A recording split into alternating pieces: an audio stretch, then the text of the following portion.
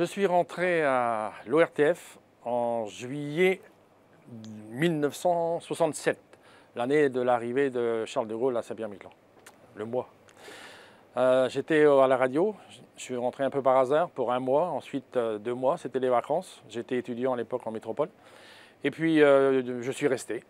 On embauchait des techniciens à cette époque-là, donc je suis resté à la radio jusqu'en 1975 où je suis passé preneur de son reportage pour la télévision. Et de 1975 à 1988, je suis resté à Saint-Pierre et j'ai été muté à La Réunion. Donc en septembre 88, je suis arrivé à La Réunion. En 2008, j'ai pris ma retraite. J'avais fait 20 ans, un peu plus de 20 ans à Saint-Pierre et 20 ans à La Réunion. Donc je suis parti à la retraite et puis je suis toujours un peu en activité. Je travaille avec mon fils quelques jours par semaine.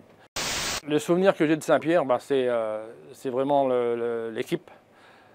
L'équipe, c'était à l'époque, on était à peine 10 à la radio, en comptant les journalistes et les administratifs. C'était vraiment une super ambiance. Ensuite, les belles années de reportage. On a eu l'occasion de faire beaucoup de choses en reportage, toujours avec beaucoup d'amitié. C'était une équipe soudée et on s'amusait autant qu'on travaillait. Donc j'ai des très bons souvenirs de Saint-Pierre et ça m'a bien aidé d'ailleurs l'expérience radio pour quand je suis revenu à la radio et j'ai retrouvé la radio parce que c'était pas évident de redémarrer. J'ai un souvenir un peu marrant.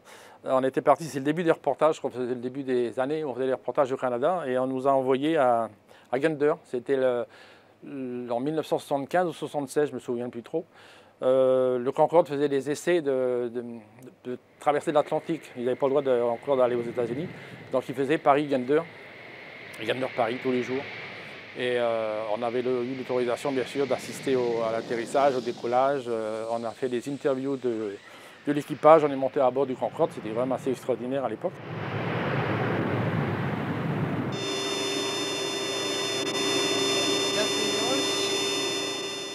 Alors comment s'est passé ce voyage Paris-Gander? Parfaitement, tout à fait dans les temps prévus et avec les consommations prévues. Nous avons eu le plaisir de faire en 3h21 environ, bloc à bloc. Nous avons longé les côtes de Cornouailles, d'Irlande, ensuite d'Islande, c'est-à-dire, comment appelle-t-on Keflavik, j'ai oublié. Islande, et ensuite nous avons passé le long du Groenland pour finalement venir nous poser à Gander. Et puis on a mangé avec l'équipage un jour, c'était avec Albert Max Briand d'ailleurs qui était journaliste.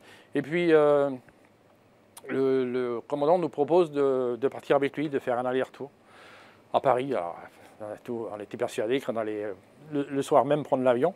Et puis après avoir appelé Saint-Pierre pour demander l'autorisation, elle nous a été refusée parce qu'il n'y avait qu'une seule équipe. Et puis il fallait que l'équipe rentre à Saint-Pierre pour, je crois que c'était pour le 14 juillet, je ne m'en souviens plus, mais ils avaient besoin de nous. Donc on a raté la traversée de l'Atlantique aller-retour. Mais par contre, on avait réussi à faire un passage du Concorde sur Saint-Pierre-et-Miquelon le jour du 14 juillet. Il a fait un passage à basse altitude et on a fait un direct radio entre le commandant, la tour et la radio. C'était assez génial aussi. Un jour, on a fait un super reportage avec Alain Lucas, qui est transporteur, qui transportait à l'époque, qui travaillait avec Saint-Pierre-et-Miquelon entre Halifax et Montréal Halifax. Il transportait le fret. Et puis on voulait faire un reportage sur lui, sur sa famille, sur sa façon de travailler. Et puis donc il fallait filmer le camion, et pour filmer le camion, c'était pas toujours évident. Alors, on était devant, on était derrière, on s'arrêtait sur les ponts pour le faire passer. Et puis Jean-Paul Dunant, qui était caméraman, trouvait qu'il voulait le camion de face et sur la route. Donc on l'avait installé à l'arrière du break, le coffre ouvert, sur la route à 90 ou 100 km/h. Et Jeannot Edwards au volant et moi je tenais Jean-Paul qu'on avait attaché, je tenais à l'arrière pour qu'il puisse faire des images. Et on a des belles images du camion sur la route. Je souhaite longue vie à SPM Première et un gros bonjour à tout le monde.